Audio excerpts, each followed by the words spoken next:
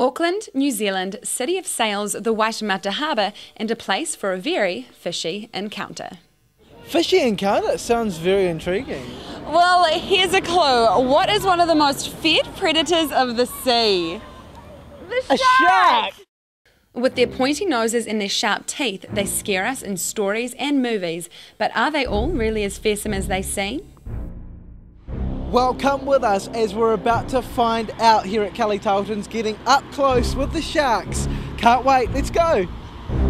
And keep watching as we may be getting closer than Ken thinks. Tarltons Underwater World was opened in 1985. Kelly was a Kiwi adventurer, diver and inventor who wanted to share his love of the ocean. His dream was to display marine life from the Southern Ocean for everyone to see. This meant building a giant aquarium housing many fish, sharks and stingrays. Today, visitors get to experience one of Auckland's best attractions. Let's go!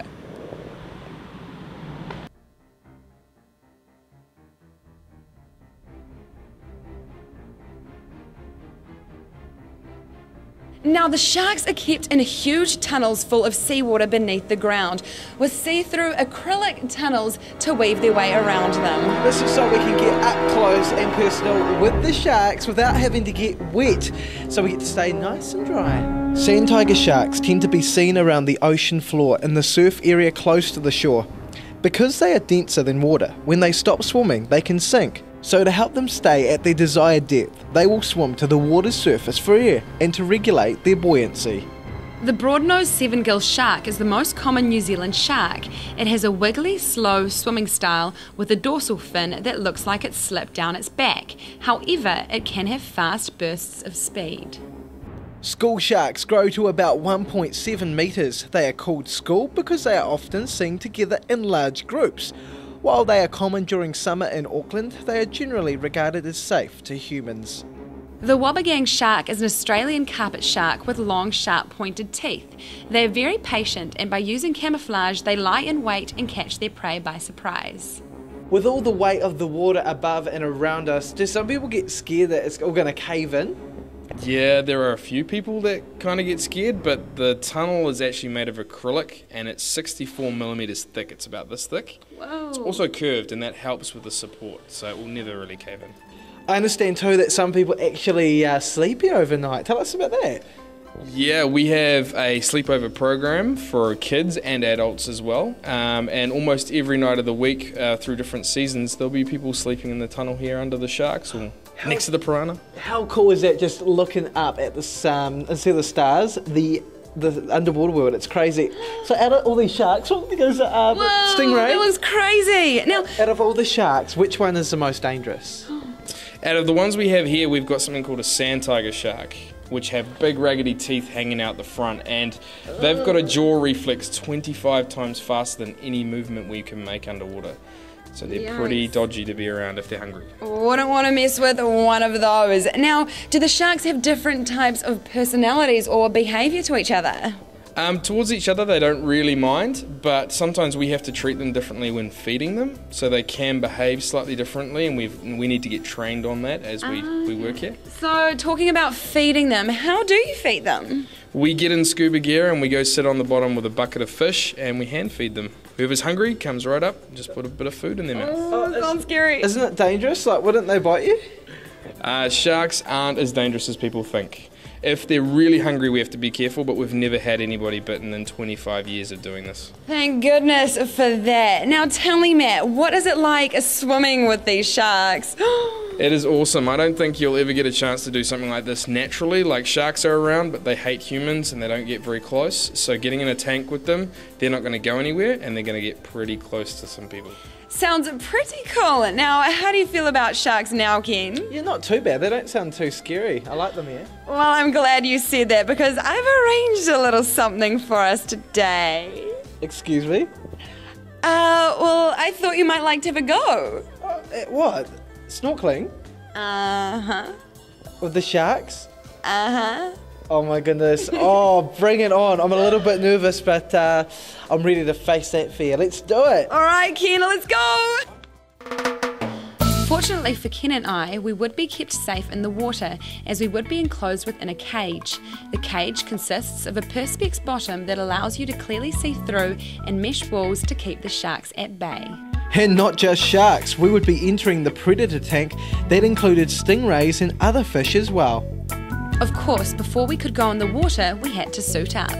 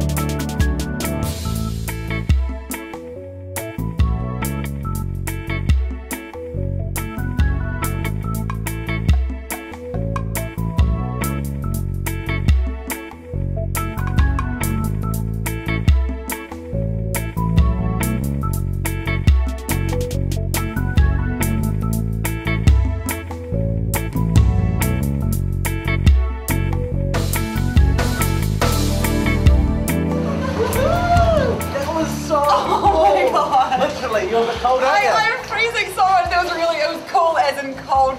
My lips are bright and blue. I'm so cold. But we got so close to all those sea creatures, the stingrays and the sharks. So it's cool. And there's some baby kahawai down there as well, which is making me hungry. I think we better go and get some fish and chips. I agree. Let's go.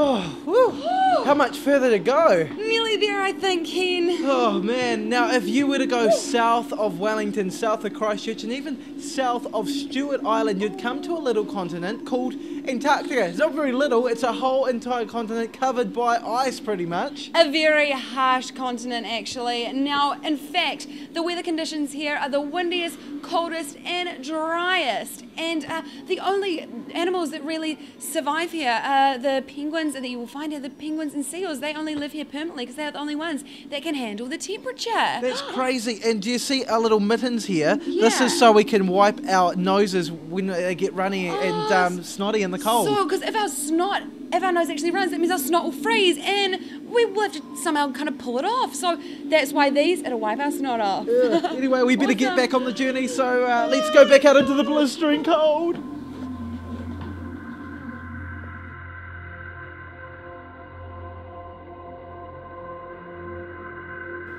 In the middle of Antarctica is the southernmost point in the planet. It is the South Pole.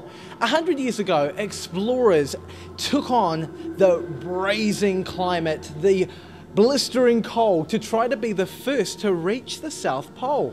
Imagine what an adventure that would be, to travel to a land that is so cold with such amazing life that actually survives there. Well, we don't have to do that today, Evie, but we are going to go on a bit of an exploration. We are going to be here at Tarltons and we're going to check out Scott's hut, which should be pretty cool. It's called the Antarctic Encounter. Let's go and check it out. 100 years ago, Captain Robert Falcon Scott, a British naval officer, was one of the explorers determined to reach the South Pole first. He and his team set up base for the operation on the edge of Antarctica, building a hut at Cape Evans on Ross Island. There they would have lived, slept and prepared for the long expedition ahead of them crossing across the icy landscape. Scott's hut, just like you can see, the one here, which is recreated at Tarltons, would have protected them from the sub-zero temperatures and from outside. And also it was filled with all these different items that you can see around me, which kept them alive. They took with them scientific equipment and personal mementos to keep them entertained. They had a long journey ahead, so they played a lot of sports as well to keep fit. Wow, what an adventure! And you can find out more about Scott and the heroic age of explorers when you come and visit the Antarctic encounter right here at Tarltons. Well, we've found out what it's like to go through and live in an Antarctic cabin back in the day, but what would it be like today to go through like the polar ice? And what might we see? A whole lot of awesomeness, I reckon. Well, let's go and check it out right here on the awesome ride. Let's go! A snowcat is the name of a vehicle that is used in sub-zero temperatures. It is an enclosed truck that can keep you warm inside while it is freezing outside. Instead of wheels and tyres, it has tracks that help it move better through snow without getting stuck. It is the type of modern vehicle that would be used on polar expeditions. In harsh weather such as a snowstorm, explorers travelling across Antarctica might experience what is called a whiteout. It is a feeling of disorientation where everything outside and around you just appears white. You can become confused which way you're going, even which way is up and which way is down. Hang on, it's about to be recreated. Whoa, that felt weird. I know, even though we're on steady ground, it still felt like we were going to tip over. Oh man, I'm so glad that we're not going to be going out there because it is very cold. Apparently the temperatures are getting down to sub-zero degrees. Yikes! And the next cool thing to see here, Ken, has got to be the real life penguin. So let's check them out.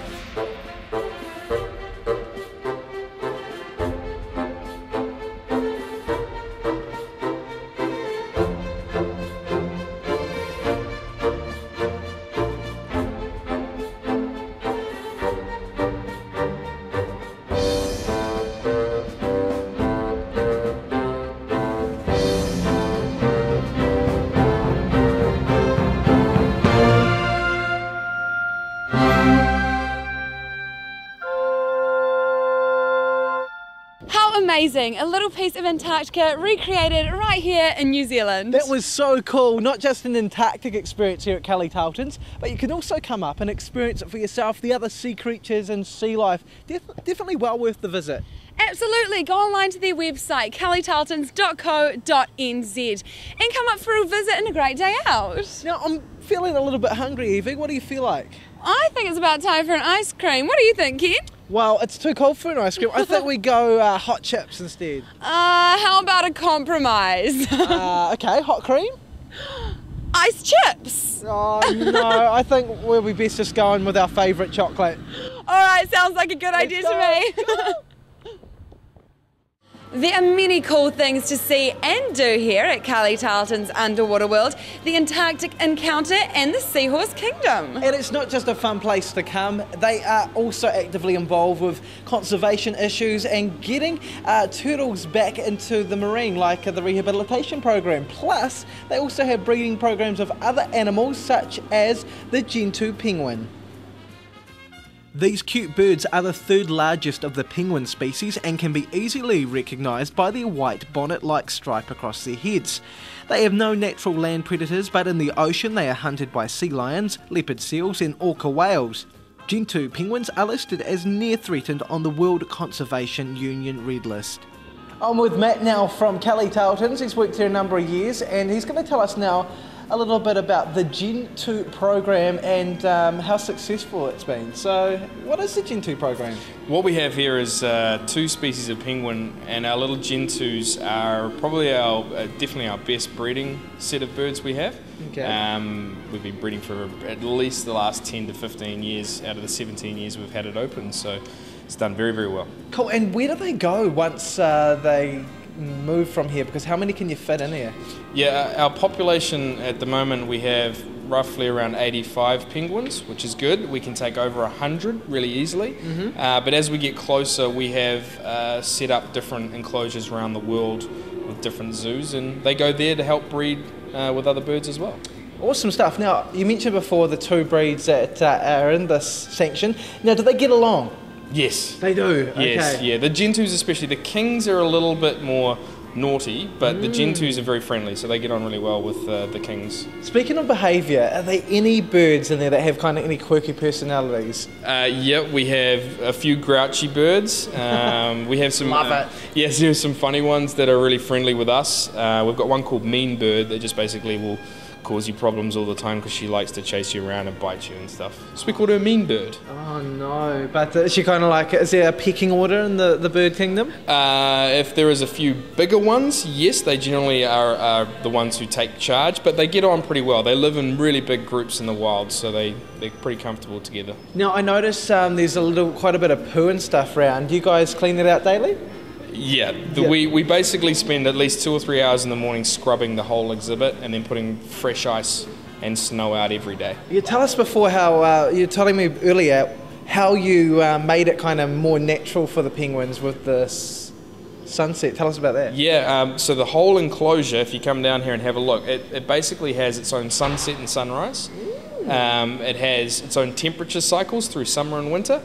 Cool. And we obviously give them real ice and snow every day, so it keeps it more natural for them. And how cold's the water? Because I had my hand in there just before and it's absolutely freezing. Is that what they swim in? Yeah, they swim in temperatures that are almost just below freezing. Salt water freezes below zero, and they can be swimming in that water. And most of our pool temperature currently throughout the year is about 4 or 5 degrees Celsius. That is very cold, and they survive. I mean, because if an Olympic swimmer fell in that water, they wouldn't survive for any more than 10 minutes. So how do they survive?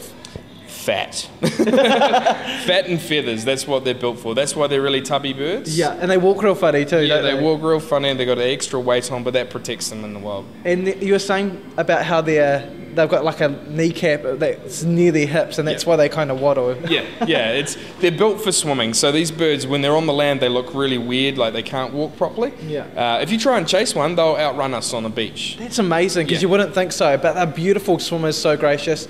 Thanks very much for chatting with us. No problem.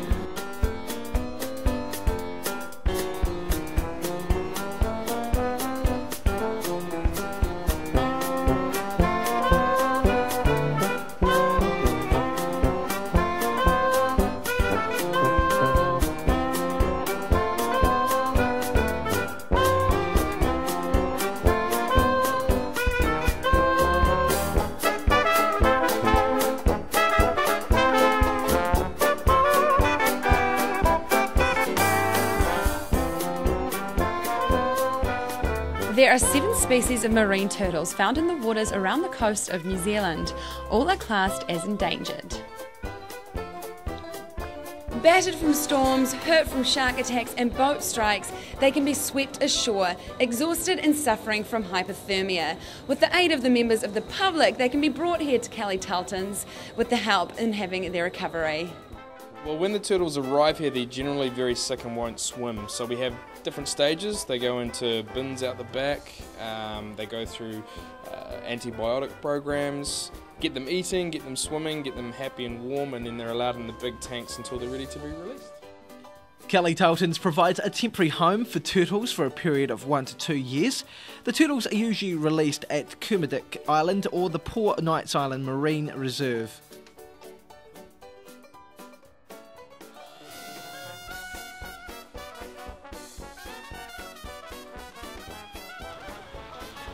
If you ever find a marine turtle, the best thing to do is contact your local Department of Conservation office on 0800 Hot Doc. What a gracious animal creature the turtle is, and to think that Tarltons has saved over 30 of these since they started in the 1980s. It's great work. Wow, and they're so amazing as you watch them glide through the water. Definitely. Why don't you come and check them out? They're on Tamaki Drive here in Auckland, and a very cool place to come and see them for yourselves. Absolutely, and you can also find them at kellytarltons.co.nz. Now, Tarltons, they do a lot of work in the community with helping keeping New Zealand a beautiful place, picking up some litter. So I thought, Evie, I've got some gloves here and a bit of a bag, and we can pick up some stuff on the beach that kind of isn't good for the environment, like say bottle caps and plastics and bits of rubbish. So what do you say? Sounds like a fantastic idea, Ken. Let's do it. Come on.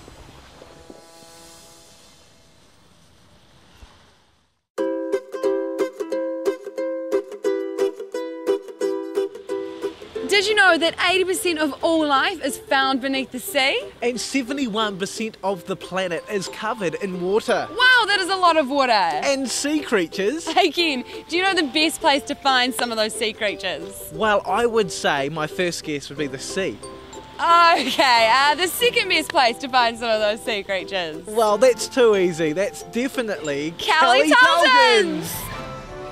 Tarltons is an awesome place to come and visit. Positioned in Auckland on Tamaki Drive, right alongside Waitemata Harbour. Seems like a small place from above the ground, but looks can be deceiving when you enter inside and venture below.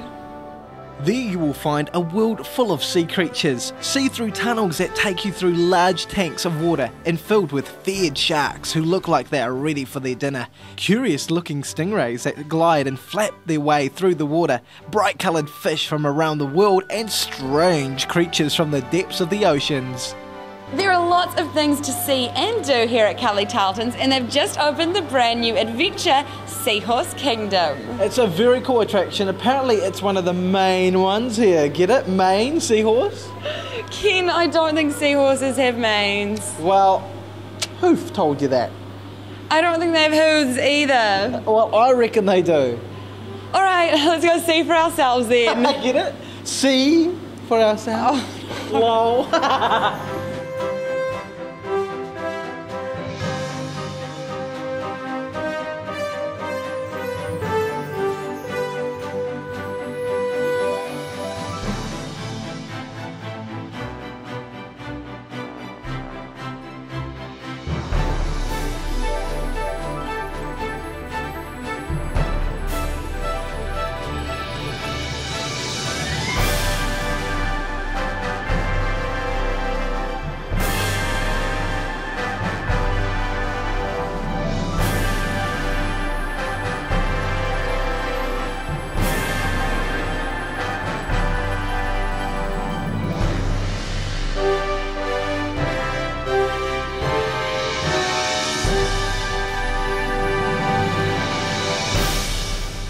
Seahorses use their tail to wrap and hold onto things, the same way as a monkey's.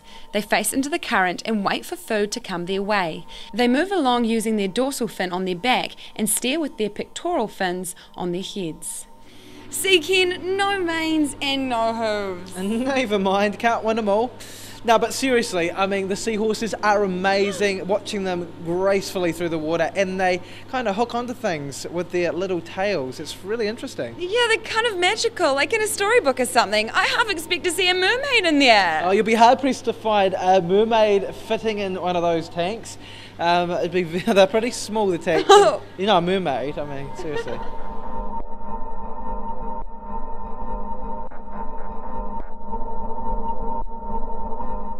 Piranhas live in freshwater rivers in South America and have razor-sharp teeth. In fact, the ones behind us here, if you were to put your finger in their mouth and they were to bite, it would go right through your bone.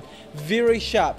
And they've also got quite a few taste buds to tantalise them, and so they're able to find out whether something's worth eating or not. They are meat eaters and they love food. The octopus has excellent eyesight. They can also change colour to blend in with the environment around them.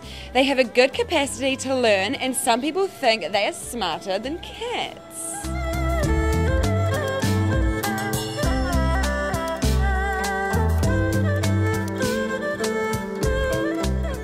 Lionfish are very ornate looking fish, however they're very venomous dorsal fin spines, and when attacked by a predator they use them to defend themselves. They also have very fast reflexes to catch their food. Freshwater eels can live over 100 years old, but are becoming rare due to overfishing. Now, when an eel is threatened, it will release large amounts of slime to help them slide away from predators.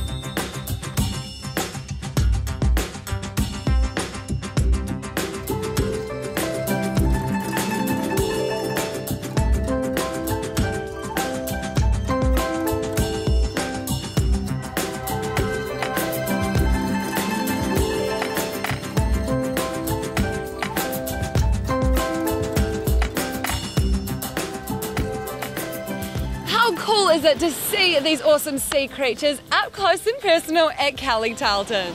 Hey Evie, if you were a famous actress in the Underwater Kingdom, which name would you change your name to? Hang on, Ken, I'm just coming to the ending. Okay, I'll let you carry on. Sorry about that. Keep going. Alright, so if you ever want to come to Kelly Tarltons, it is open every day of the year and you can find them at kellytarltons.co.nz. So, okay, my question again to you. If you were a sea creature that was famous, made it big, and you thought you were going to change your name like Katy Perry did, what would you change your name to? I can sense one of your jokes coming along here, Ken. You know me too well, but have you got one?